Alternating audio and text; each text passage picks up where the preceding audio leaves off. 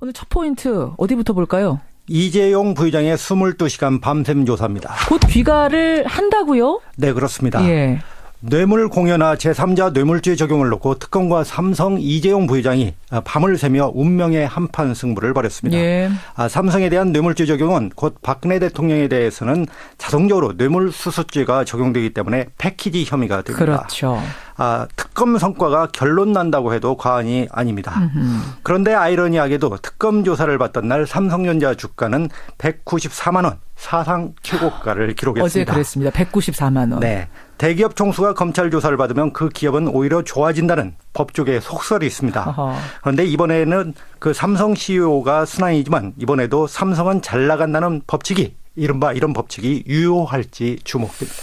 이재용 부회장이 나오면 저희가 바로 알려드리도록 하고 일단 다음 포인트 뭡니까? 현충원의 반기문입니다. 반기문 전 총장 어제 귀국을 했어요. 네. 어제 오후 5시 30분 귀국해서 정권 교체가 아니라 정치 교체를 하겠다 이런 말을 남기고 공항철도를 이용했습니다. 그래서 사당동 자택에 머물렀고요. 그렇죠. 반년 총장은 오늘 오전 현충원을 갑니다. 대통령 묘역들을 모두 참배합니다. 예. 아직도 반기문의 정체가 오리무중이다 이런 비판이 많지 않습니까? 예. 오늘 반전 총장이 방명록에 과연 뭐라고 적을지 그 방명록 글을 유심히 살펴볼 필요가 있겠습니다. 근데 오리무중이다, 뭐 기름장어다 이런 얘기했는데 어제 그 귀국한 뒤에 있었던 연설문 낭독이라든지 기자들 질의응답 이거는 종전의 모습하고는 많이 달랐거든요. 잠시 후에 저희가 행간에서 짚어드리겠습니다. 글쎄요, 기자인 저로서는 좀 동의하지 않는 부분도 그래요? 있습니다. 그래요? 네. 지켜보죠. 네네. 다음 포인트 뭡니까? 박근혜 끝장 토론 기자회견입니다. 그러니까 박근혜 대통령이 설 연휴 전에 끝장 토론, 기자들 모아놓고 끝장 기자회견을 다시 가지는 뭐 계획을 하고 있다고요. 네, 특검이 박근혜 대통령을 뇌물죄로 옥죄어 오고 있습니다. 그리고 헌재에서는 연일 탄핵 심판을 신속하게 진행하자고 재촉을 하고 있죠. 예. 사면 초과에 박 대통령이 몰려 있습니다.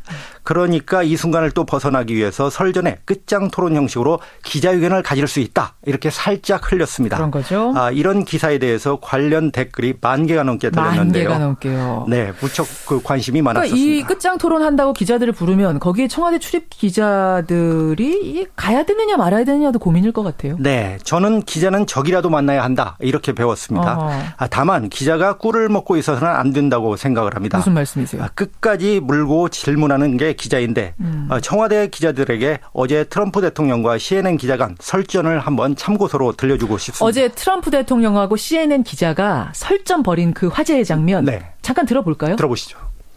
Can you give us a chance to ask a question, sir? Go ahead. Sir, can you state, Mr. President-elect, go ahead. Can you state categorically, Mr. President-elect, can you give us a question? Don't be rude. 네. 아니 뭐 영어라서 내용은 잘 모르겠지만 굉장히 뭔가 치열하게 오고 가고 있어요. 지금 이게 대통령하고 기자예요. 네, 그 질문권을 받지 않은 CNN 기자가 질문을 하니까 트럼프는 무례하다 이렇게 그 공격을 합니다. 그럼에도 불구하고 CNN 기자는 7번 이상을 질문권을 달라면서 계속 요구하는 장면입니다. 기자가 기자다워야 기자죠. 네. 부끄럽지 않은 기자가 되기를 좀 당부하면서 여기까지 볼까요? 네, 예, 감사합니다. 고영희 기자 수고하셨습니다. 예, 세월호 참사 당일 대통령 행적에 집중됐던 탄핵 심판 4차 변론. 여러분 어떻게 보셨습니까? 지난 3차 변론이 핵심 증인들 불참으로 공분을 샀다면 어제의 4차 변론은 출석을 하긴 했는데 너무나도 성의 없는 답변으로 우리 국민들의 분노 수치를 높였습니다. 그 장본인은 바로 이영선 행정관. 어제 그 현장에 앉아 있었던 국회 탄핵소추단은 어떻게 봤을까요? 민주당 박주민 의원 연결해 보겠습니다.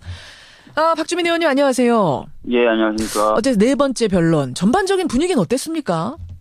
계속해서 증인들이 안 나오고 나오는 증인들은 방금 말씀하셨던 것처럼 뭐 기억이 안 난다거나 모른다로 일관하고 있어서 예. 변론이 제대로 진행된다는 느낌을 못 받고 있습니다. 못 받고 어제뿐만 아니라 계속 그 느낌 못 받고 계시는 거죠. 예. 어제의 그 이영선 청와대 행정관 사실상 최순실의 비서 역할을 했던 사람. 그러니까 그 의상실에서 최순실 휴대폰을 셔츠에 닦아서 깍듯하게 건네주던 그 사람인 거죠. 예, 맞습니다. 예. 세월호 참사 당일엔 대통령을 수행했던 걸로 알려졌고 최순실 주사 아줌마, 기치료 아줌마 같은 보안 손님 관리하는 역할도 했고 이렇게 보면 됩니까? 네, 주로 지금 언론에서 지목하고 있는 이영선 행정관의 역할이 바로 그런 것들입니다. 예. 그러니까 입을 열어야 되는 건데 어제 입을 그냥 굳게 담은 거예요? 예, 사실 자신이 이제 지금 대통령 경호실에 소속되어 있는 공무원이다라는 것을 내세워서 예. 자신이 알고 있거나 봤던 것들을 얘기하기 어렵다라는 답변을 계속해서 반복적으로 했습니다. 이거 어떻게 보세요? 대통령 경호 등에 관한 법률에 따르면 경호 공무원이 관련해서 취득한 경호 업무와 관련해서 취득한 비밀에 대한 누설 금지 의무가 있긴 있습니다. 예. 그런데 문제는 어제 이영선 행정관이 답변을 거부했던 부분 중 상당 부분은 예. 경호와 관련된 업무가 아니라는 것이고요. 예를 들면 어떤 것들에 대해서 해도 될 만한데 안 한 겁니까? 예를 들어서 최순실을 자주 봤느냐 또는 최순실이 청와대 출입이 잦았느냐 예. 이런 질문들을 했었거든요. 예. 그런 것들은 이미 이제 지난 일들이고 음흠.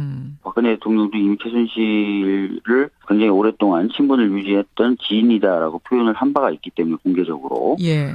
최순실의 출입 자체가 뭐 경호상의 어떤 위험을 창출하는 그런 비밀이 되기는 어렵습니다. 그런데 그런 부분도 증언 거부를 했습니다. 그렇죠. 깊기야는 거기 앉아 계시던 판사들이 아니 최순실의 청와대 출입에 대해서 아는 대로 답하라는 게 이게 국가기밀과 무슨 상관이냐 호되게 호통을 치기도 했지요. 어제 재판관 한 분이 그런 지적을 한 것이 아니라요. 예. 여러 재판관들이 거의 동일한 취지로 지적을 줬고 주의를 줬고 또 소추위원 단장인 권성동 위원장도 직접 그런 부분에 대해서 문제제기를 했는데 예. 그런 지적에도 불구하고 태도 변화는 전혀 없었습니다. 예. 아니 이렇게 말해도 될 만한 걸 안 하는 경우에는 제재할 수 있는 방법이 전혀 없습니까? 헌법재판소법에는 증언 거부, 정당한 이유가 없는 증언 거부에 대한 처벌 규정은 없고요. 형사소송법, 준용되는 형사소송법에도 정당한 이유 없이 증언을 거부하는 경우는 과태료 50만 원을 처하게 되어 있습니다. 과태료. 네, 그러니까 과태료 50만 원을 차라리 내겠다. 그렇군요. 이렇게 좀 생각하고 나온 것 아닌가 그런 느낌을 받았습니다. 참 답답하게 시종일관 진행되던 이영선 행정관의 증언. 근데 그렇게 답변을 회피하는 와중에 답을 한 게 있더군요. 뭔가 보니까. 예. 박 대통령의 의상실에다가 의상 대금을 내가 몇 차례 전달한 적이 있다. 돈이라는 말은 없었지만 이 봉투를 만져보니까 돈인 거 알았다. 이런 대답은 했어요. 맞습니다. 예. 이거 왜 한 거죠? 이건? 사실 이것은 지금 검찰에서 이영선 행정관이 했던 진술을 180도 바꾼 겁니다. 검찰에선 뭐라고 했었습니까? 검찰에서는 돈을 자기가 건넨 바는 없다.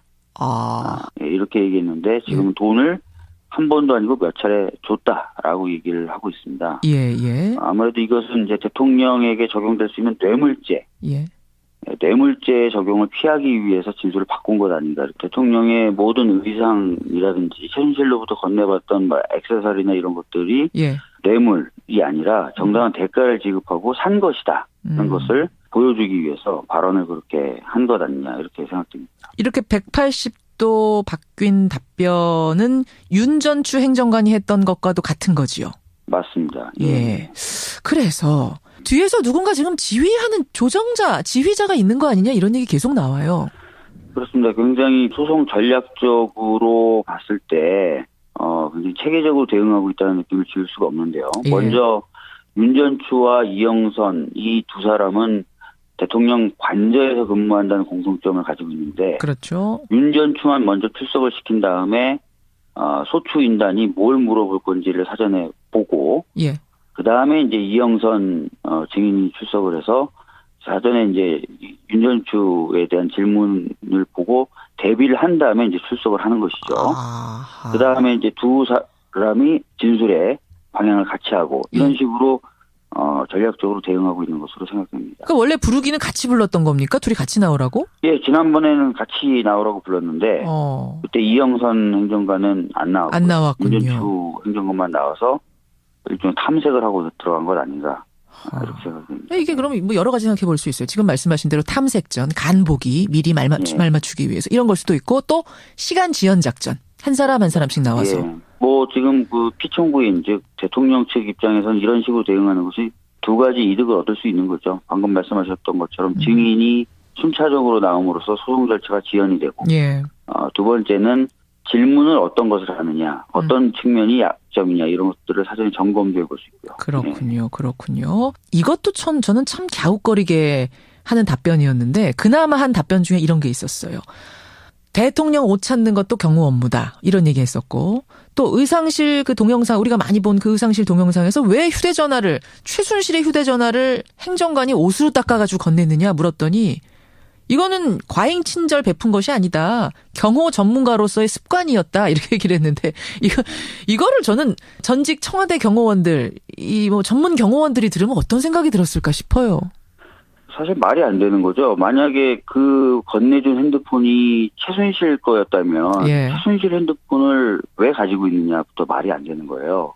경호를 하는 사람이 그러면 전혀 생판 모르는 사람 또는 특별히 자기 경호 대상으로 인식되지 않은 사람 핸드폰을 보관하고 있다가 핸드폰을 바꿔준다? 그것도 말이 안 되는 거기부터 이상하고 바꿔주는데 또 막 싹싹 닦아가지고 바꿔주는 것도 말이 안 되고.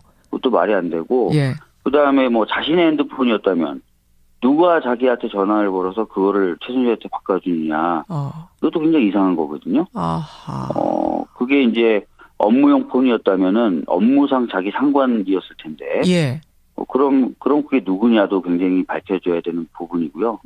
아울러서 그 차명으로 썼던 폰을 압수수색 당하면서 전화번호 하나를 지웁니다. 압수수색 당시. 잠깐만요. 대포폰이 이제 여럿 있었는데. 그렇죠. 그거 하나를 압수수색 당하는데 전화번호 하나가 지워져 있어요?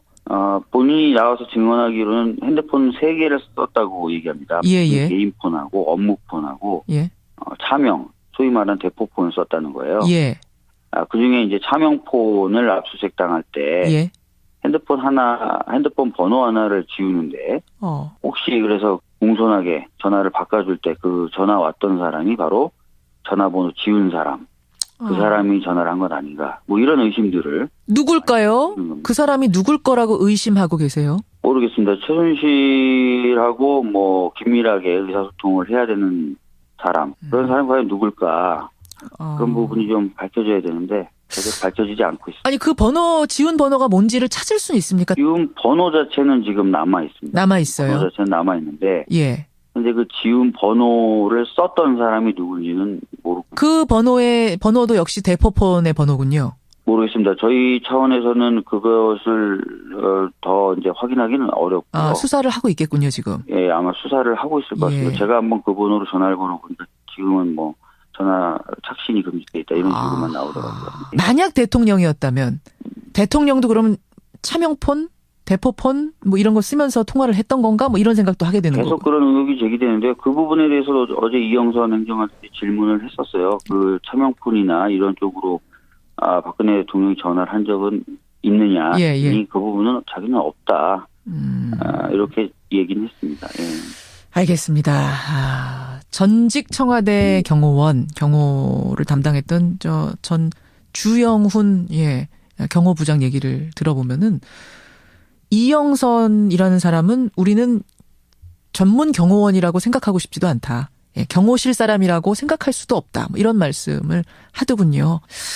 끝으로 어제 아침 9시 반이죠. 9시 반에 특검에 출두한 이재용 부회장 아직도 조사 중입니다. 아직도 퇴근 못했어요. 왜 이렇게 길어지는 겁니까?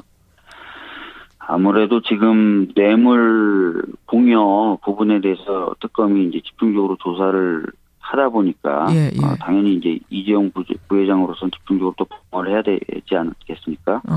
그런데 공방이 길어지고 있는 것으로 보여지고 있고 특히 또 위증 부분도 지금 국정조사위원회에서 지금 고발을 했기 때문에 그것도 수사 중인가요? 그 부분도 아마 조사 중이지 않을까 이렇게 생각되고 있습니다. 그러니까 지금 삼성에서는 우리도 피해자다. 강요를 받고 마지못해서 돈 낸 거다. 이런 입장인 거고 특검은 무슨 소리냐. 당신들은 대가 바라고 돈을 낸 피의자다. 이렇게 지금 피해자냐 피의자냐 이렇게 지금 논박이 이루어지는 거죠. 네, 그렇습니다. 핵심은 뭡니까? 결국 증거가 나와야 되는 건가요?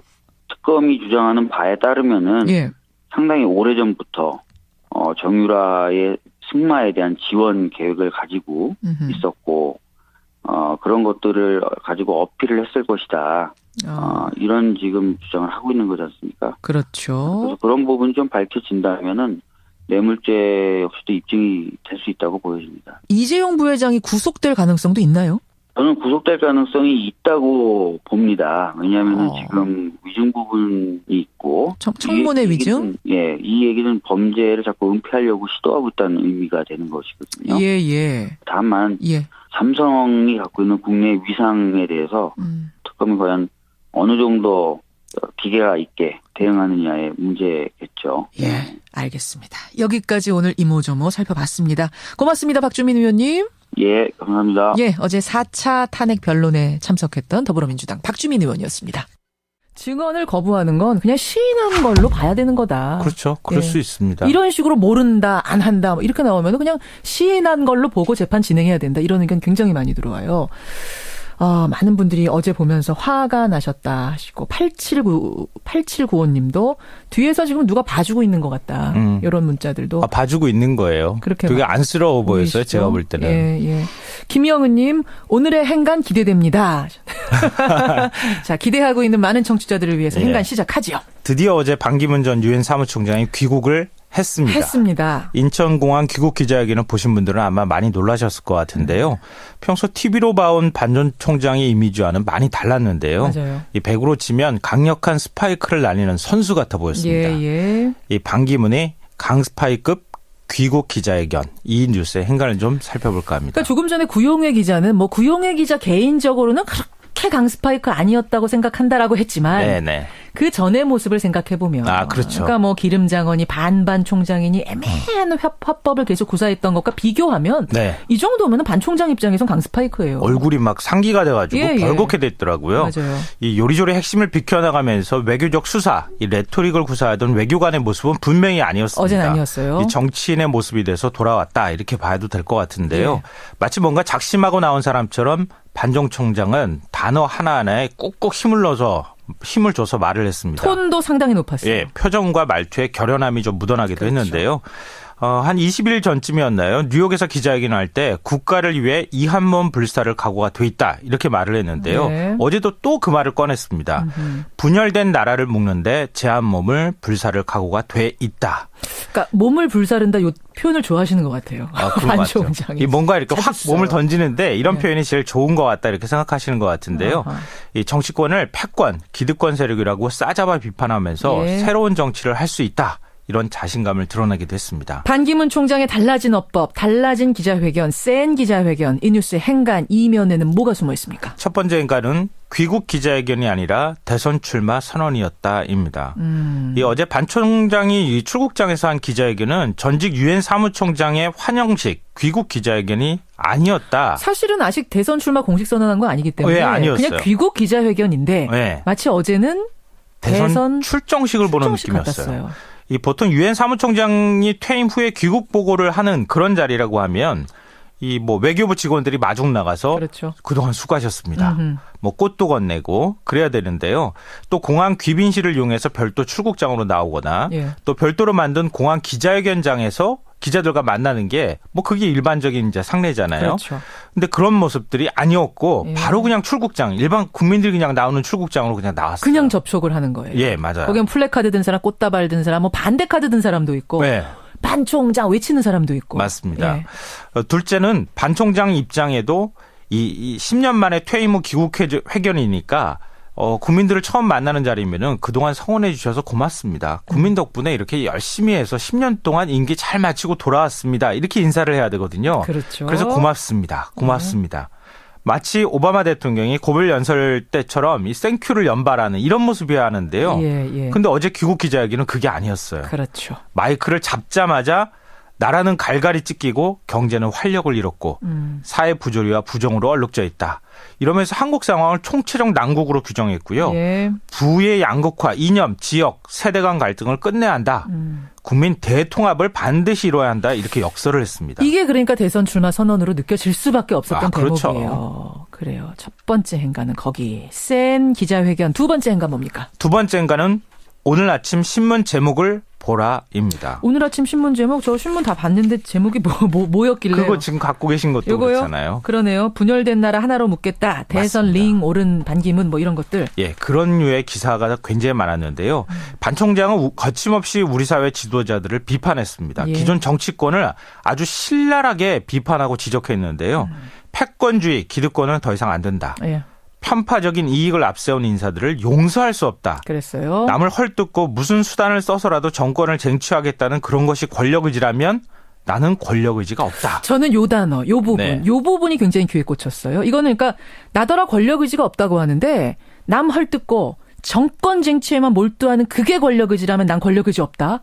이거는 자신을 높이면서 다른 남은 정치인들을 다 그들은 그런 사람들이다. 이렇게 얘기하는 디스하는 거죠. 아주 예. 이런 문장이 굉장히 이건 굉장히 준비된 문장이구나 맞습니다. 싶더라고요. 예. 그리고 이 단어도 굉장히 귀에 쏙 들어왔는데요. 정권 교체가 아니라 정치 교체다. 이렇게 얘기하기도 했습니다. 그렇죠. 그러니까 이 제목들이 이 말들이 그대로 신문 기사 제목으로 나왔어요. 예. 돌아온 반기문 이젠 정권 교체 아닌 정치 교체.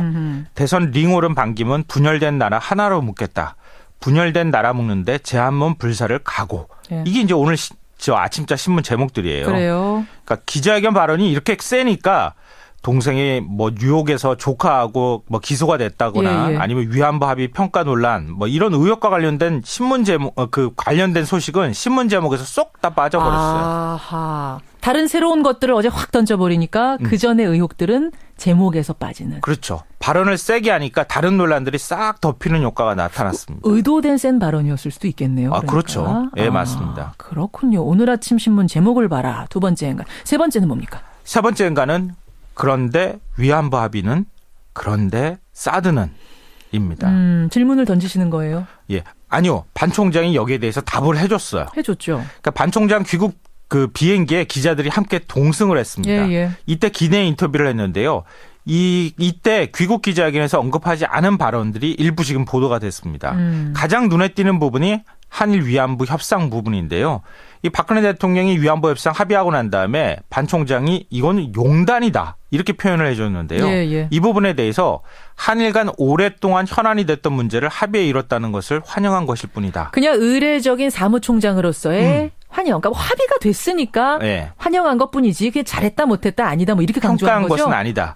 일본이 부산에 소녀상을 세운 것에 대해서 반발하면 차라리 돈을 돌려줘야 한다. 이런 발언을 했고요. 예. 사드 배치 문제에 대해서는 사드 배치를 합의 지지하며 이미 합의된 것을 다시 논의하자는 건 바람직스럽지 않다. 이렇게 얘기했습니다. 그래요. 그러니까 여당과 야당의 주장을 지금 넘나들고 있는데요. 반 총장은 앞으로 이런 형태의 발언을 더 자주 하면서 그러면서 자신의 정치적 공간을 계속 넓혀나갈 것이다. 예. 이렇게 볼 수 있을 것 같습니다. 혹독한 검증이 기다리고 있는데 그걸 얼마나 뚫어내느냐. 여기가 핵심이겠죠. 그걸 만약에 못 들면 반기문 총장의 그 어떤 지금 지지는 신기루가 될 가능성이 높아 보입니다. 있습니다. 그 순간 이재용 삼성전자 부회장 특검에서 밤샘 수사 마치고 지금 나왔군요. 귀가한 겁니까? 예. 여기까지 전해드리죠. 수고하셨습니다. 네, 고맙습니다. 소설 채식주의자로 맨부커상을 수상한 소설가 한강 씨. 이 한강 작가도요. 5.18을 다룬 소설을 집필했다는 이유로 문학의 블랙리스트 명단에 올랐다는 사실. 이거는 이미 알려졌죠. 그런데 어제 또 하나 기막힌 사실이 전해졌습니다. 한강 작가가 맨부커상을 수상했을 그 당시 박근혜 대통령이 한강 작가에게 축전을 하나 보내는 게 어떻겠느냐. 문체부가 제안을 했지만 이 제안을 대통령이 거부했단 겁니다. 이건 특검의 조사 결과 드러난 사실입니다. 글쎄요. 여러분 어떻게 생각하십니까? 이분은 과연 이 소식을 듣고 어떤 생각을 하셨을까요? 한강 작가의 부친이자 아재아재 바라아재, 추사, 다산 이런 소설들을 집필한 한국문단의 대원로죠. 한승원 작가 연결이 돼 있습니다. 한승원 선생님 안녕하세요. 네, 안녕하세요. 그러니까 이게 뭐 쇼팽 콩쿨 수상자라든지 세계적인 건축상 수상자 또 올림픽 메달리스트 이런 사람들한테 빠지지 않고 보내던 게 대통령 축전이거든요. 네네. 그래서 저는 한강 작가한테도 당연히 보낸 줄 알았는데 그 당시에 이거 조금 이상하다는 생각은 못 하셨어요? 왜 이게 안 오는 것에 대해서? 아니, 이상하다는 생각은 하지 않고요. 대통령이 축전 안 보내주기를 잘했다, 저는 그렇게 생각을 했어요. 아니 받았으면 돌려보내시려고 그랬어요? 왜냐하면요. 예. 그 대통령이라는 사람이 예. 문화융성 어쩌고 저쩌고 하고 체육관 지어주고 무슨 스포츠 재단 만들고 그랬잖아요. 예. 그렇게 요란을 떠는 것보다 서점에 가서 소설가나 시인들 시집 한 권, 소설책 한 권 사주는 것이 훨씬 더 좋은 행사거든요. 그런데 우리 대통령 그 집에는 서재가 없다고 들었어요. 그렇기 때문에 뜻있는 그러니까 의식을 가지고 있는 그런 문화인들에게 불이익을 줄 수 있는 그런 짓거리를 하는 거죠. 최고로 좀 박 대통령이 교양을 쌓았으면 이런 일까지는 벌어지지 않았을 거다 그 생각 드세요? 그렇죠. 문학이라는 게 예. 우리 사람의 소양을 만든 거잖아요. 그렇죠. 그런데 문학을 읽지 않는 판검사, 문학을 읽지 않는 장관이라든지 대통령들은 서민들의 삶을 몰라요. 서민의 삶을 모른다. 하하. 서민들의 삶을 모르는 사람들이 어떻게 좋은 통치를 하겠습니까? 그러네요. 그러니까 그런 지도자를 만난 게 우리 국민들의 대단히 불행한 거죠. 그래. 아니, 전효옥 의원이 사실은 그 얘기를 했어요. 서재에 책이 없다. 있긴 있는데 너무 없어서 없는 거나 다름없다. 이제 이런 얘기를 했었는데 아마 그 말씀하시나 봐요. 근데요, 산 선생님. 네. 말씀하신 것처럼 뭐 축전 안 받는 게 낫다. 안 보내서 다행이다. 그 당시 생각은 하셨다지만 네. 이제 와서 막상 그 이유가 대통령이 꺼려서 그러니까 문체부가 이거는 보내셔야 됩니다. 제안했는데 애써 거부를 했다는 소식을 듣고는 좀 기막히다는 생각은 안 하셨어요? 이거 잘 됐다 그랬죠. 저는 그 멘프코상 받고 딸이 집에 왔을 때 예. 제가 그런 얘기를 했어요. 혹시 대통령이 점심 대접하겠다고 청와대로 부르면 절대로 가지 말라 그랬어요. 그런 사람들하고 이야기해서 무엇을 하겠어요. 그러고 그러니까 그 딸이 그러더라고요. 그러지 않아도 안 가려고 했으니까 염려 마시라고 그러더라고요. 그때는 이제 국정농단 이런 거 벌어지기 전인데. 훨씬 전이죠. 그렇죠. 근데도 그때도 뭐 말 섞는 것조차 아니라고 생각하셨어요? 그 문학이라는 것이 굉장히 중요한 거예요. 예. 문학을 잘 아는 의사, 문학을 잘 아는 판검사, 문학을 아는 기업인들이 많아야 그 나라가 진짜로 융성할 수 있고 그런 거예요. 예. 그렇지 못한 사람들을 대표할 만한 사람들이 청와대에 모여 있잖아요. 끼리끼리 모이는 거니까요. 하하. 그 문학인들이야말로 다들 취해 있지만 깨어있는 사람들이어서 순수한 시를 많이 쓰고 그러잖아요. 그렇죠. 그래서 박정희 대통령이 독재를 할 때는 예. 시인이나 소설가들이 앞장서서 자유실천 문인협회를 조성해가지고 저항하고 그랬어요. 예. 그런데 그때 중앙정보부에서는 무슨 일을 했느냐 하면 저항하는 시인 소설가들의 명단을 이렇게 카드를 다 만들어서 활동 내역들, 작품 발표한 것들을 일일이 전부 다 그 카드에 작성해가지고 자기들 눈에 심하다 싶으면은 남산으로 불러들여서 혼내주고 감옥살이도 시키고 그랬어요. 그렇죠. 그거는 벌써 70년대 일 아닙니까? 70년대 일. 그런데 그러한 그 악마의 뿌리가 지금도 남아있다는 것이 문제라는 거죠. 그때 악마의 그 뿌리가 남아있다, 아직도. 네. 그나저나 선생님. 이제 한강 작가가 왜 블랙리스트에 올랐는가, 이걸 따져보니까 5.18을 다룬 소설이죠. 예전에 썼던 소년이 온다란 소설. 그게 이유가 됐다는 거예요. 제 딸 소설은 그 채식주의자라든지 소년이 온다라든지 이런 소설들은 우리 인생들에게 그 어떤 폭력에 대한 그런 질문을 하는 소설이거든요. 그렇죠. 예. 아주 그윽한 소설이거든요. 예. 그런데 다만 5.18 역사에서 소재를 가져왔다는 그 이유만으로 해서 블랙리스트 만들어가지고 그렇게 다스리려고 해서 되겠어요. 제가 다스린다는 말을 썼는데 그것은 그 다스리는 것이 아니고 그 자체가 하나의 폭력인 것이죠. 폭력이죠. 그렇죠. 폭력이죠. 네. 한강 작가도 이 얘기를 당연히 들었겠죠. 이거 5.18 소재로 한 소년이 온다 때문에 블랙리스트 올랐다더라. 대통령이 그것 때문에 축전도 거부했다더라. 이 얘기 듣고는 뭐라고 합니까? 그걸 알고 있더라고요. 알고 있죠. 예. 통화를 했는데 그냥 웃기만 하더라고요. 하하. 그 뭐 웃음이 기분 좋은 웃음은 아니었을 테고 기막힌 웃음이었겠죠. 그래요. 오히려 블랙리스트에 들어간 것을 우리 문인들은 영광스럽게 생각하는데 다른 블랙리스트에 들어갔는데 애비는 블랙리스트에 들어가지 않아서 전 좀 부끄럽습니다. 오히려 블랙리스트에 들어간 게 이제는 훈장이 돼야 될 판인데 못 들어가서 부끄러우세요. 작품 활동 더 열심히 했어야 되는데 싶으세요. 그 대부분의 사람들이 블랙리스트에 들어간 것을 영광스럽게 생각한다니까 오히려 정부가 역설적으로 훈장을 달아준 셈입니다. 그러니까요. 아니 지난번 맨부커상 수상하자마자 저희가 한 선생님하고 인터뷰했을 때 내 딸이 진지게 나를 넘어섰다 이러셨잖아요. 네. 이거 저희 블랙리스트에 오른 것도 진지게 딸이 넘어섰네요. 아, 그렇습니다. 참 우리가 이렇게 웃으면서 얘기하지만 이 현실이 얼마나 비극적인 건가 이런 생각을 하게 되는데. 네, 웃어야죠. 웃어야죠. 뭐 어떡하겠습니까? 웃어야죠. 웃으면서 희망을 얘기해야겠죠. 근데 저는 그럼에도 불구하고 이해가 안 가는 것이 이 문학의 블랙리스트가 처음에 어떻게 어떻게 시작이 됐는가 따져보니 이유가 세월호 참사였다는 거예요. 2014년에 세월호 참사를 추모하는 문화예술인들 활동이 막 이어졌어요. 이렇게 저렇게. 그 활동을 막아보자고 시작이 된 게, 작성이 되기 시작한 게 바로 이 문학의 블랙리스트라는 겁니다. 근데 그거를 추모한다고 해서 그게 블랙리스트에 오를 문제인지 저는 모르겠어요. 아마 그런 일들을 잘 못한 것에 대한 양심의 가책은 있었던가 보죠. 그러니까 그 아픈 곳을 늘 찌르니까 싫어하게 되고 아하. 아마 그렇게 되지 않았을까 그런 생각이 듭니다.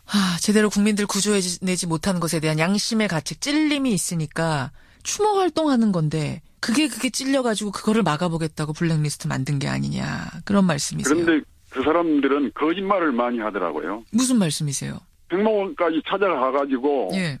자기가 언제든지 그 유족들 만나주겠다고 해놓고 나중에는 유족들이 만나달라고 하고 청와대 그 집 앞에서 농성하고 그래도 그 앞에 지나다니면서도 안 만나주고 그랬잖아요. 끝까지.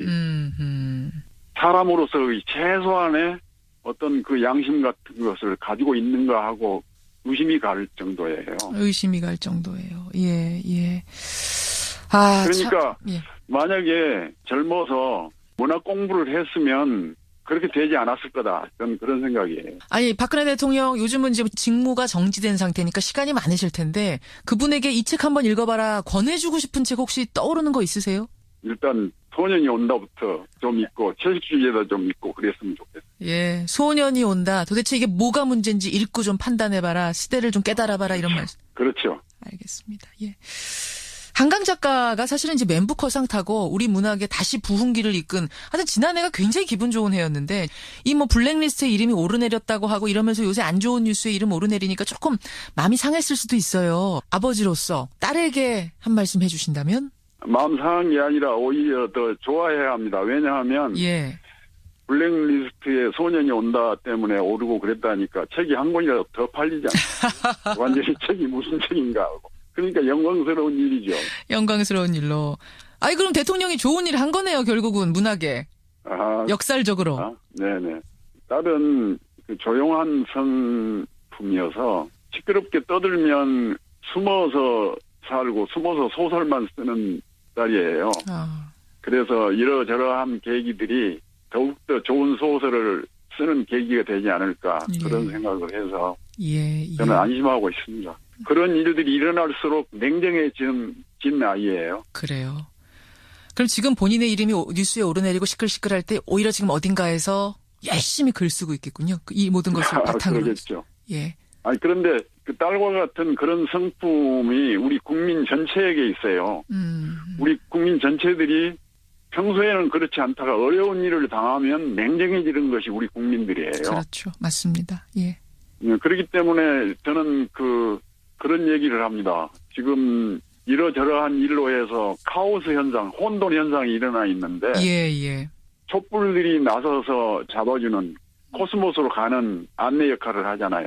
촛불이 맞아요. 네. 맞습니다. 우리에게는 희망이 있다. 저는 그런 생각을 합니다. 좋은 말씀 감사드리고요. 지금 어딘가에서 냉정하게 열심히 쓰고 있다는 한강 작가의 그 다음 작품, 그 작품도 기대하고 있겠습니다. 오늘 한수원 선생님 귀한 말씀 고맙습니다. 네, 감사합니다. 예, 우리 문단의 대원로시죠. 한승원 작가, 한강 씨의 아버지 한승원 작가 만났습니다. 이 시간에는 국정농단 게이트를 파헤치는 두 사람을 만납니다. 이번 국회 청문회 참 모르쇠로 일관하는 답답한 증인들이 많았습니다. 그 속에서 유독 사이다 같은 발언을, 사이다 같은 시원한 증인 신문을 하면서 일약 청문회 스타로 떠오른 분들이 계세요. 공통점은 검사 출신이란 점입니다. 저희 이제 PD들이 이렇게 이름을 붙였어요. 특집 검사 외전. 의원이 된 검사들. 예. 검사 출신 두 청문위원 오늘 스튜디오로 모셨습니다. 국민의당 김경진 의원 어서 오십시오. 안녕하십니까. 예. 이용주 의원님 어서 오세요. 예, 안녕하세요. 요걸 흔들어야 된다니까. 안녕하세요. 지금 화면으로 보이는 라디오 보시는 분들은 지금 뭘 흔들고 계시는지 요정봉이에요. 어디서 이런 걸 PD들이 구해왔는지 모르겠는데 오늘 보이는 라디오 합니다, 여러분. 지금 페이스북 들어가셔서 김현정의 뉴스쇼 검색하시면 화면이 막 뜨고 있을 거고요. 레인보우 어플로 들으시는 분들은 우측 상단에 카메라 표시, 카메라 그림을 딱 누르시면은 보이는 라디오가 시작이 됩니다. 요정봉도 흔드셨고. 정식 인사도 한마디씩 하시죠. 정식 인사. 네. 예. 안녕하세요. 저 국민의당 광주 북구갑 지역구를 두고 있는 김경진 국회의원입니다. 예. 어쨌든 이번 청문회가 많이 부족했지만 많은 관심과 주목을 주셔서 고맙고요. 더욱 열심히 의정활동하도록 하겠습니다. 아, 이용주 의원님. 예, 안녕하십니까. 전남뉴스의 이용주 국회의원입니다. 저도 물론 국민의당입니다. 예. 요정문 한번 흔들겠습니다. 이번 국회 청문회에서 여러분들이 과분한 관심, 과분한 사랑을 보내주셔서 오늘 와서 요정문까지 흔들게 됐습니다. 앞으로도 많은 성원 보내주시면은 국회의원에서 열심히 일하도록 하겠습니다. 네, 그러니까 검사 출신의 청문위원이었고 그것이 굉장히 검사들이 보여줄 수 있는 신문, 네. 그 스타일이 워낙 화제가 됐는데 알고 보니까 또 두 분이 같은 당이셨어요. 네, 검사 네. 출신의 두 분, 네. 검사 외전으로 오늘 모셨습니다. 실감하세요? 이 엄청난 주목들을? 그렇습니다. 저 같은 경우도 오랫동안 소식이 끊겼던 친구들 전화 오고요. 특히 제 후원 계좌 같은 걸 안 올렸었는데 국민들이 후원 계좌 좀 알려달라 이렇게 올라오는 것도 있더라고요. 그래서 실제로 한번 올려봤습니다. 돈이 얼마나 들어올지는 통장을 까봐야 될 것 같습니다. 아직 안 까봤습니다. 저 같은 경우는 길거리에서 젊은 여성분들이 사진 찍자고 하는 경우가 굉장히 많아졌어요. 그전에는 그런 거 없었는데. 그전에는 이제 종편 나갈 때는 이제 50대 이상 어르신들만 알아보고 어르신들이. 아는 척만 했지 사진 찍자고는 안 했거든요. 근데 이제는 카메라 그냥 이렇게 폰카로 그냥 사진 찍자는 게 굉장히 늘었고 그래요. 어제는 이제 여의도에서 기자 몇 분하고 점심을 먹었는데 들어가면서 이제 몇 분이 알아보시는 것 같더라고요. 눈빛을 기자들이. 보니까. 그래서 인사를 했더니 저녁에 같이 식사했던 기자가 이 스크린샷을 하나 보내왔어요. 뭐예요? 근데 그게 다음에 기사에 댓글이 붙었던 것 같은데 점심 때 김경진 의원이 지나가는 것 같아서 봤더니 자기가 미리 알아보고 인사를 하심. 바로 그분이군요. 식당에서. 예의도 바르심 하고 댓글을 달았는데 거기 좋아요가 798개가 붙었어요. 두 분이 그러니까 지금 입이 귀에 걸리셨어요. 떴습니다. 떴어요. 검사 외전 두 명의 스타 청문위원과 함께 하는데 김경진 의원은 그러니까 오늘 요정봉을 저희가 준비한 이유가 스카 요정이라는 별명. 이용주 의원은 버럭 요정이라시라면서요. 버럭 요정. 용불리란 말로. 용불리라는 별명. 김경진 의원님 스카. 저는 이게 사실 무슨 일본어인 줄 알았더니 그게 아니라 잘라서 사투리라고 생각하시면 돼요. 말투에서 비롯된. 뭐뭐 했을까? 뭐뭐 하였을까? 쓸까가 그냥 이렇게. 을까가. 을까가. 표준어라고. 지역에서 말하는 말투, 어투로 그냥 쓸까로 바뀐 거죠, 뭐요. 자, 바로 그 5차 청문회였죠, 그때가. 우병우 전 민정수석을 향한 화제의 신문, 김경진 대 우병우, 우병우 대 김경진. 그 화제의 음성부터 좀 확인하시죠. 우병우 주인, 식사하셨습니까? 예. 차분히 하나씩 물어보십시다. 최순실은 상당히 능력자십니다. 전 최순실을 모릅니다. 아니, 그러니까 궁금한 게 최순실은 도대체 지금 검찰에서 압수수색 나온 걸 어떻게 알았을까? 궁금해서 여쭤보는 거예요. 전부 모르겠습니다. 대통령이 알려줬을까? 어떻게 알았을까? 식사하셨을까? 아니 저게 누가 생각해봐도 민정수석인 우병우 수석이 알아가지고 알려준 거 아닙니까? 근데 아주 단답형으로 뻔뻔하게 좀 부인을 하고 있어가지고 그러니까요. 반어법으로 실은 국민들에게 보여주기 위해서 그 질문들을 한 거예요. 도대체 당신이 아니면 누가 알려줬을까? 누가 알려줬을까? 대통령일까? 검찰총장일까? 아니면 뭐 누굴까?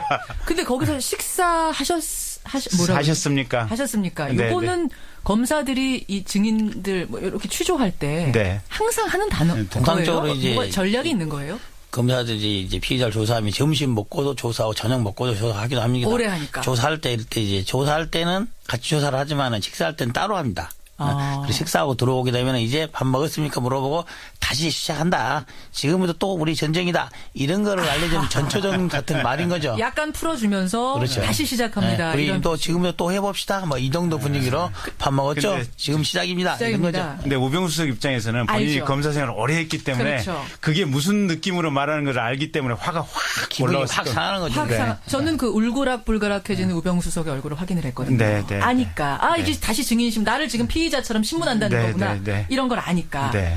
심리전에서 이기신 거예요 일단. 네. 기분이 상당히 나빴겠죠. 네. 그래요. 근데 그런 대우 받아도 쌉니다. 그러면서도 끝까지 하긴 대답 안 했어요. 네, 네, 그런 대우 네. 받아도 싸다. 네. 이용주 의원님. 가장 최근에 열린 마지막 청문회. 마지막 예. 9회 말에서 홈런 친 겁니다. 네. 조윤선 문체부 장관을 몰아붙이던 그 장면입니다. 결국은 답변을 얻어내고야만 그 장면 이것도 다시 한번 들어보지 않을 수가 없습니다. 들어보죠.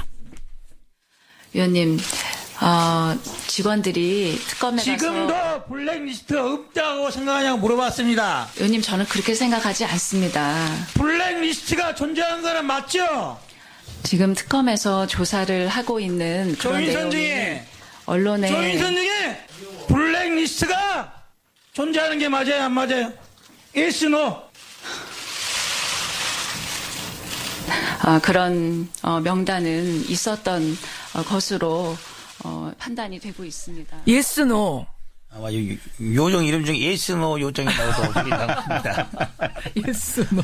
그러니까 어떤 그 언론에서는 17번 물었다 그러고 어디에서는 18번이라고 어떤 게 맞아요? 발음상으로는 세븐틴도 좋은 것 같고 18번도 좋은 것 같고 그런 것 같습니다. 18번 째서 답변을 한 거죠. 예. 그렇게 되는 거죠. 근데 작정을 하고 들어가신 거예요, 이용준이? 이렇게 몰아붙여야겠다. 처음부터 그렇게 했던 건 아니고요. 아니에요. 처음부터는 당연히 인정을 하면은 우리가 이제 직접 누가 작성했는지 은폐에 어떻게 가담인지 이걸 물어보려고 하는데 처음부터 아니라 그러니까 더 이상 물어볼 게 없는 거죠. 그렇죠. 그래서 아예 이 존재 자체 인정을 받아야겠다. 여기서 승부를 보자라고 이제 작정을 한 거죠. 말하자면 그 즉흥적으로 여기서 승부를 봐야겠구나. 그렇죠. 한두 번 얘기하면 답할 줄 알았는데 안 하니까. 예. 그러니까 이번 이제 청문회에서 비교적 검사 출신들이 조금 더 다른 청문위원들보다 돋보였던 것이 저희들은 신문 태도라든지 자세 방법을 미리 정해가지고 들어가지는 않습니다. 그래요. 대략의 사안 내용을 파악을 하고 증거를 어느 정도 이제 관련되는 증거의 연관성을 파악을 한 다음에 순간순간 상대방이 나오는 태도나 자세를 봐가면서 우리가 이렇게 순간 즉자적으로 물어보는 방법을 정하거든요. 근데 틀림없이 이용주 의원께서는 이건 눈치 보니까 잘하면 넘어갈 수 있겠다. 흔들리는 눈빛이 보였어요. 그렇죠. 만약에 이제 김기춘 실장이 앉아 있었다. 그러면 그렇게 해도 절대로 안 했을 겁니다. 그래요? 왜요? 왜요? 김기춘 실장은 그런 방식으로 다뤄서 될 사람이 아니기 때문에 그런 것이고 조인선 증인 같은 경우는 그날도 독립영장에서 안 나오려던 게 나왔지 않습니까? 한수 접어준 것이고 그렇죠. 오자마자 뭐 또 사과 성명 비슷한 것도 한번 했지 않습니까? 그렇기 때문에 조금만 더 이들이 더 밀어주면은 조금만 강력해주면은 이끌어낼 수도 있겠다. 여기 그걸 알고 시작한 거죠. 검사 출신 어떤 감으로. 그렇죠. 그러니까 동행명령장을 우리가 냈을 때 나온 것만 봐도 지금 심리적으로 흔들리고 있구나. 그렇죠. 버티는 건 아니구나. 그럼 내가 계속 물으면 답변이 나오겠구나라는 어떤 확신 같은 거. 만약 18번째 안 나왔으면 몇 번까지 하려고 그러셨어요? 제가 첫 번째, 두 번째, 세 번째 시기까지 다 하려고 처음 마음 먹었습니다. 계속 질문할 때는 첫 번째 시기 끝날 때까지도 안 나올 수도 있겠구나. 라고 했는데 그러면 두 번째, 세 번째 하루 내내 물어볼 생각이에요. 세 턴. 될 때까지 계속 그 질문만 해. 50번, 100번 계속. 그렇죠. 근데 이용주 의원 독해요. 나중에 알고 봤더니 조윤선 장관하고 이용주 의원이 사법연수원 동기랍니다. 동기세요? 동기는 아니고요. 동기 아닌가요? 1년 이제 제가 24기, 조윤선 장 23기. 심지어 선배? 1년 선배죠. 제가 그 질문 좀 드려보겠습니다. 사실은 이제 물론 국회의원으로 국민 대신해서 그 자리에 앉으신 분들이지만 사실은 뭐 학교 선후배 내지는 사법연수원 선 법조계 선후배잖아요. 김기춘 실장 한참 선배시죠. 우병우 수석하고는 어떻게 되세요? 제가 그러니까 이제 개인적인 나이랄까 학번으로서는 선배인데 시험은 우병우가 이제 두 기수 선배고 조윤선 장관도 선배고 학교도 선배고 학교도 서울대학교 선배죠. 학번은 틀리지만은 그런 상황이면 조금 위축이 되거나 법조계라는 게 굉장히 바닥이 좁으니까 뭔가 그런 생각을 인간적인 생각을 할 수도 있었을 법한데. 검사 생활 오래 하다 보면은 평소 속된 말 안면 바치는 사람들이 많이 있거든요. 안면 바치는 게 뭐예요? 아는 사람들. 예. 그래서 안면 보고는 말 못하는 사람이 있는데 예. 수사를 하다 보면 그런 사람들에 대해서도 엄히 수사할 수밖에 없는 현실을 알고 있는 거예요. 그래서 웃으면서 속담 웃으면서 칼을 찌를 수도 있고 웃으면서 영장 청구할 수도 있고. 근데 그렇다 하더라도 그 위에 또 인간적 관계는 또 그대로 또 유지를 합니다. 같은 법조인이니까 피차건 이해가 될 거란 생각을 하신 거군요. 그렇죠. 그러니까 사회적인 기능이나 역할이 그렇게 부여가 됐으니까 다른 방법이 없는 거죠. 그렇죠. 저희들한테는 이제 백혈구의 역할이 부여가 된 거니까. 맞아요. 사실은 저도 그래요. 이 마이크 앞에 서면 사실은 인간 김현정은 잊어버리게 되거든요. 내가 얼마나 중요한 역할을 하고 똑같은 생각을 두 분도 하셨을 것 같아요. 그렇습니다. 하지만 김경진 의원님. 김기춘 전 실장한테 한 요 문장은 제가 좀 질문 드리고 싶어요. 김기춘 실장님 죽어서 천당은 가기 쉽지 않을 것 겁니다. 같다. 천당 가기 사실은 요 단어가 나올 때는 조금 간담이 서늘해지는 느낌 같은 거. 요거는 어떻게 하신 말씀이에요? 그러니까 이거는 인간으로서 그러니까 가령 공직자로서의 책임이나 책무 이전에 인간으로서 상상할 수 있는 범주를 벗어난 사고에 관련된 내용이 지금 김영한 비방록에 기재가 돼 있는 거 아닙니까? 세월호 이야기. 인양을 좀 늦춰라. 네, 인양을 하는 것이 정부에 부담되니까 가급적이면 늦춰라라는 취지의 기재 아니겠습니까? 그렇죠. 그래서 오죽했으면 한번 해명을 해보시오. 내가 그때 이제 의원들 입장에서는 7분 시간이 굉장히 소중한 시간이거든요. 그런데 1분 54초가 남았는데 아무 얘기를 해보시라 그랬어요. 그거는 정말로 세상에 대해서 또 제가 알기로 김기춘 실장이 카톨릭 신자로 알고 있거든요. 자기가 믿고 있는 종교에 대해서 신에 대해서 정직해야 될 부분이에요. 그렇죠. 그렇죠. 제가 이제 그 옆자리에서 그 말을 듣는 순간 그런 생각을 했어요. 제일 처음에 이런 생각이 있어요. 저거 너무 오버하는 게 아닌가라는 사실 그런 생각을 했어요. 저 정도까지 해야 돼. 뭐 천당 얘기까지 나와야 돼. 천당 얘기를 한다면 또 김기춘 실장 나이가 많이 있지 않습니까? 그래서 다시 생각해 보니까 이런 것 같아요. 본인이 지금 있는 현재만 생각하지 말고 죽은 이후에 명예라든지 남겨진 가족들이라든지 그런 사람들 어떤 명예를 안고 살아가야 되기까지 다 판단해서 이야기를 하시라. 그렇게 권유하는 걸로 받아들였어요. 맞습니다. 여러분 지금 페북 라이브로 이 두 분의 얼굴을 보면서 답변 들으실 수 있거든요. 페이스북 들어가셔서 김현정의 뉴스쇼 검색하시면 동영상이 바로 뜹니다. 레인보우 쪽에서는 지금 접속이 잘 안 되고 있다 이런 문의들이 들어오는데 페이스북 여시고 바로 동영상 의견도 올려주시고 질문도 올려주시면 좋겠습니다. 질문 들어오는 것 좀 보내주세요. 페이스북으로 들어오는 질문들.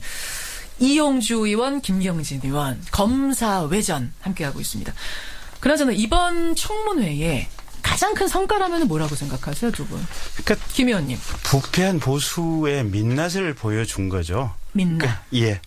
대부분 보면 이제 언론에서 국회에서 공방전을 하게 되면 여야 간에 싸운다라는 관점만 가지고 지금 보도를 하잖아요. 그렇죠. 근데 저 사람들이 얼마나 보수가 어거지 논리를 가지고 어거지성 싸움을 하고 있는가라는 것을 전 국민이 절절하게 느끼게 해줬다. 그러니까 거기서 뭐가 나오지 않았더라도 모르쇠로 분명히 아는 걸 계속 모른다 답하는 그 모습을 보이는 것만으로도 그게 국민들에게 정말로 이 보수가 어떠한 속성을 가지고 있고 특히 부패한 보수는 어떤 작자들인가. 그러니까 보수 전체라고 얘기하면 안 돼요. 부패한 보수. 건강한 보수는 필요한 거니까. 그래요. 그 민낯을 보여줬다. 그게 가장 큰 것 같습니다. 특히 이제 이번 청문회 이전에도 여러 번 청문회가 있었어요, 사실. 근데 그럴 때의 구도는 국민들이 본 건 이거죠.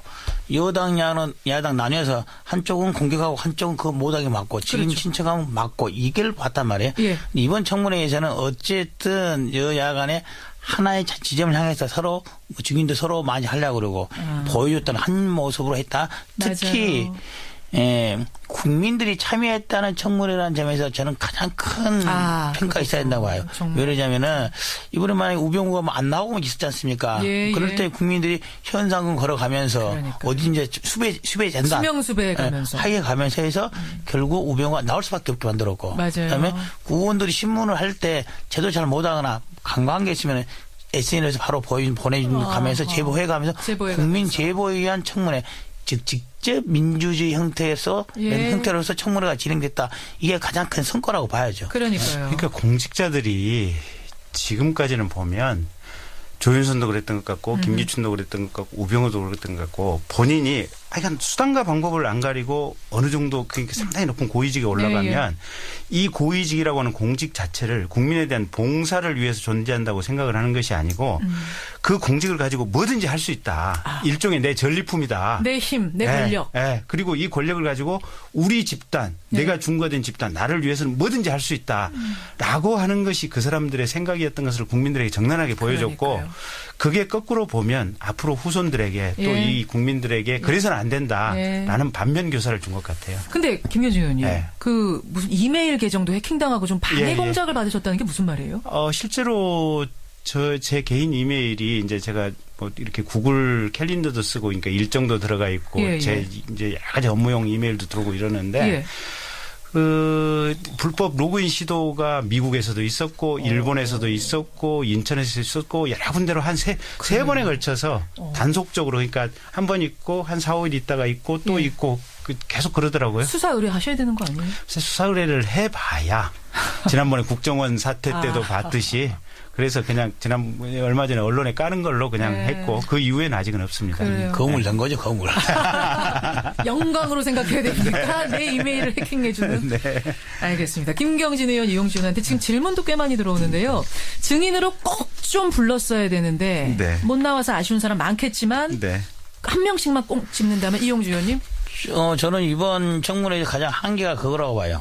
성역이 남아있다. 성역이 남아있다. 박근혜 최순실 게이트 청문회인데 박근혜 대통령 증인 채택조차 못했어요. 채택도 못했죠. 그거는 왜 법으로 안 돼요? 아마 법으로는 가능합니다. 그래서 청문위원들 간에 그리고 특히 위원장과 이제 새누리당이죠. 대통령을 증인으로 신청해서 채택한다는 나온다는 것은 봐정할 수 없지만 채택까지 했어야 되는 게 아닌가. 그게 가장 아쉬운 부분이죠. 국회에서 앞으로도 무슨 청문회 할 때도 성역을 남겨뒀다는 것은 문제가 있다. 대통령 못 부른 게 제일 아쉬운 이용주 의원. 김경진 의원은 누구 얼굴? 뭐 증인들은 여러 명이 있는데요. 뭐 정성주, 정매주 자매도 있고 또 삼성의 장충기 사장도 있고, 뭐 윤전추, 이영선도 헌재는 나왔지만 우리 청문회는 안 나왔고 여러 명이 있는데 중요한 건 이거 같아요. 국정조사인데 이게 국정감사 때도 똑같거든요. 상임위 운영 때도 똑같고 자료 내라 그러면 그렇게들 안 내요. 자료를 내라 그러는데 뭐 핑계는 뭐라고 대면서 개인정보. 그러니까 가령 우병우 세무 그것도 뭐 영업비밀이라고 그래서 지금까지 안 내고 있다는 그런 거 아닙니까? 거예요. 뭐 여러 가지 명목을 들여가지고 하는데 아니 세상에 국회에서 국정을 이렇게 심의하기 위해서 필요한 자료를 내라 그러는데 개인정보다 영업비밀이다 무슨 또 뭐 변호사 뭐 직역보호다 이게 말이나 되는 소리입니까? 그러니까요. 참 두 분의 표정에서 답답함이 절절하게 느껴지는데 청취자들의 응원 댓글은 쇄도합니다. 두 분 고정 게스트 해주세요. 괜찮으시겠어요? 두 분은 이 시간에 답을 안 하시네요. 언제인지 불러주고 국회의원의 역할이 뭔지를 아는 분들 같다. 그런 분들 계시고 지금 세수하고 출근해야 되는데 휴대폰 들고 욕실로 간다 이런 분들 계시고요. 고맙습니다. 이런 응원들이 우리 국회의원들 힘나게 하는 거고 청문위원들 그러니까 뭐 청문위원뿐 아니라 국회의원들이 제자리에서 자기 일을 열심히 하게 하는 이 원동력이 되는 것이 아닌가 이런 생각이 드는데요. 두 분께 질문 드릴 게 많은데 이 수사 하여튼 잘 돼야죠. 탄핵 결론도 잘 나야 되고 국민이 원하는 방향으로. 그렇습니다. 그래요. 우리 청취자들께 마지막 인사할 시간 됐지요. 시간이 어느새 훌쩍 갔는데 소감 어떠세요, 이용주 의원님? 뭐 이번 청문회를 통해서 국민들이 보다 많은 관심 보여주셔서 한편으로는 기쁘기도 한편으로는 이런 부담감으로 계속 나머지 임기 동안 계속 해야 된다. 국민들이 저희 보낸 성원에 대해서 깊은 책임감을 느끼고 있습니다. 그래서 앞으로도 1년차, 앞으로는 2년차 국회의원이 되지만은 2년차, 3년차, 4년차 국회의원으로서도 보다 좋은 모습 보이도록 노력하겠습니다. 김경진 의원님. 일단 아까 이용주 의원 말한 대로 거의 이제는 정치가 직접 민주주의성이 가미되는 이런 시대의 변화가 분명하게 느껴지고 있고요. 거기에 맞춰서 공직자나 정치인, 대통령들이 정치나 행동을 해야 될 것 같고 어쨌든 또 거꾸로 보면 국민들 입장에서도 그만큼 관여의 통로가 기술 발달로 넓어졌으니까 본인들도 책임지고 심사숙고해서 정치적 선택을 해야 됩니다. 그 눈앞에 있는 것이 사실은 대통령 이제 선택의 문제고 또 한 가지가 개헌의 문제고 그래서 국민들께서도 정말로 멀리 보고 심사숙고해서 의사결정해 주시기를 부탁드리겠습니다. 국민들도 어깨가 무겁습니다. 사실은 국민들이 이번 국정농단 사태 겪으면서 국민도 성장한 것 같아요. 저도 성장한 느낌을 받아요. 우리에게서 희망을 찾을 수 있다. 국민에게 희망이 있구나. 맞습니다. 이런 느낌들. 절망 속에서 희망을 찾는 이런 계기가 아니었나 싶고 요청이 많이 들어오는데 잠깐 시간 괜찮나요? 5385님은 김경진 의원 그 국회에 첫 등원하는 날 KTX에서 내리면서 만나셨대요, 이분이. 열심히 하겠습니다. 이런 모습 굉장히 보기 좋았다. 이렇게 아는 척 해주신 분 계시고요. 강하게 이 사람들 거짓말하는 사람들 사법 처리할 방법을 이용주 의원님 꼭 좀 강구해달라. 이런 김영진 청취자님의 문자도 당부 문자도 들어옵니다. 예. 근데 사법 처리 될 거예요. 될 겁니다. 국조특위에서 다 부인했지만 특검에서 하나씩 다 벌써 다 들어가지 않습니까? 시간 많이 안 걸리고 조금만 기다리십시오. 조금만 기다리면 되니까. 예. 오늘 회복 라이브로 함께했습니다. 김경진 의원, 이용주 의원, 검사외전 청문회 두 스타들과 함께했는데 스카요정, 버럭요정 저 요정봉 한번 더 흔들어달라는 주문이 많아서 화면 보면서 한번 흔들어주세요. 국회의원들 중에 이 요정봉 갖다 놓고서 흔들라고 하는데 흔드는 분 많지 않습니다. 오늘 귀한 장면 보시는 거예요. 두 분 고생하셨고요. 자주자주 좀 뵙겠습니다. 열심히 뛰어주시고요. 기대하겠습니다. 네, 고맙습니다. 고맙습니다. 예, 국민의당 김경진 의원, 이용주 의원 함께했습니다. 변상욱대 기자 어서 오세요. 네, 안녕하십니까. 한승원 작가, 한강 작가의 아버지 인터뷰 들으시고 많은 분들이 함께 분노하셨는데 김대규님은 그 아버지의 그 딸이네요. 그 시원한 말씀 핵사이다였습니다 하셨고 2849님 말씀이 정확하시네요. 뿌리는 변치 않는다는 이야기. 한강 작가의 아버지 분명 대작가인 것 같습니다. 이런 문자들 보내주시는데 그러니까 한강 작가가 맨부커상이라는 엄청나게 영예로운 상을 탔는데 대통령이 축전 하나 보내줄 법도 한데 왜냐하면 건축상이든지 뭐 콩쿨이든지 이런 거 타면은 축전 보냈거든요. 근데 이번에는 한 장 보내셔야죠 했더니 대통령이 거부했다는 거거든요. 어떻게 생각하세요? 그거 참 그러니까 결국은 아마도 지금 문화체육관광부에서 출판계가 어렵다고 출판계에서 살리겠다고 졸지에 막 10여 가지 정책을 막 쏟아냈어요. 이것도 하겠다 저것도 하겠다. 그렇죠. 그것도 사실은 다 거짓말인 거죠. 어떻게 보면. 만약에 지금 상황이 바뀌긴 했습니다만 예전 같을 때 문화체육관광부가 그런 걸 내놨으면 청와대에서도 그럴 거 아닙니까? 이 출판사는 옛날에 시뻘건 책 써냈던 출판사라 안 되고 이 출판사는 옛날에 그 몹쓸놈의 작가 책을 펴낸 출판사라 안 되고 그렇죠. 여기는 지원하지 마. 이 정책은 이 출판사도 지원하니까 안 돼. 뭐 이런 거 다 리스트에 의해서 제거하다 보면은 정책이라는 게 나올 수가 없는 거죠. 그런 거죠. 한 가지 말씀드리고 싶은 것은 오늘 뭐 출판이 주제이기도 합니다만은 OECD 가입 국가 중에서 출판계 지원이 우리나라가 최저 수준이에요. 예. 거기다가 출판계 지금 지원 정책들이 여러 가지 있긴 있는데 그것도 출판계에서 다 목매달면서 매달려서 된 거지 정부가 해주겠다고 나선 게 아니에요. 그러니까 잠깐만요. 그러니까 오늘 지금 기자 수첩 내용이 마침 이 책 이야기 통하는 얘기네요. 예. 서적 소매상 송인 서적의 이제 부도 얘기인데 출판계의 이제 큰 서적이었던 송인 서적이 부도가 난 거예요. 예, 이제 도매 서점이 부도가 났습니다. 이미 한 도주 전 얘기니까 많이들 알고 계시겠습니다만 일자리나 얽혀서 먹고 사는 사람을 생각하면 출판계에서 100억이 부도났다 그러면 해운업계로는 한 1조 원 부도난 거나 마찬가지입니다. 송인 서적이 지금 한 700억 정도 부도가 난 거거든요. 송인 서적 개별 상황이 아니라 전체 출판계를 묶어서 한꺼번에 설명한다면 출판사가 책을 만들면 도매서점의 주문에 따라서 일정량의 책을 도매서점에 맡깁니다. 팔아달라고 위탁하는 거죠. 도매서점은 책을 팔아서 판매액의 뭐 60% 또는 55%를 출판사에 줍니다. 근데 이걸 어음으로 끊어주는 거죠. 현금으로 안 주고.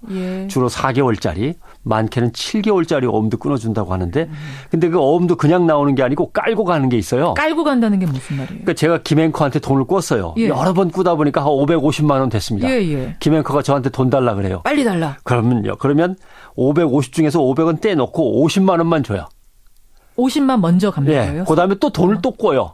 그다음 600만 원쯤 되면 또 100만 원만 줘요. 항상 깔려 있는 게 있는 500만 원은 깔려 있는 거죠. 깔고 가는 게 있는 거군요. 작은 출판사들은 힘이 없으니까 도매서점에서 맨 처음에는 300만 원만 깔고 가자. 또 좀 이따가는 500만 원 깔자. 그러다가 또 700만 원 깔자, 1000만 원 깔자. 자꾸 이렇게 되는 거죠. 그렇다고 해서 정해진 날짜에 돈을 탁 주는 건 아니에요. 또 출판사 대표나 영업부장들이 도매서점에 몰려가서 조금만 더 달라. 네. 조금은 현금으로 안 되겠냐. 왜 전부 다 어음으로 주려고 그러냐. 우리가 60% 받을 거 55%로 줄일 테니까 현금으로 좀 달라. 뭐 등등등. 협상을 계속 벌여야. 그렇죠. 예.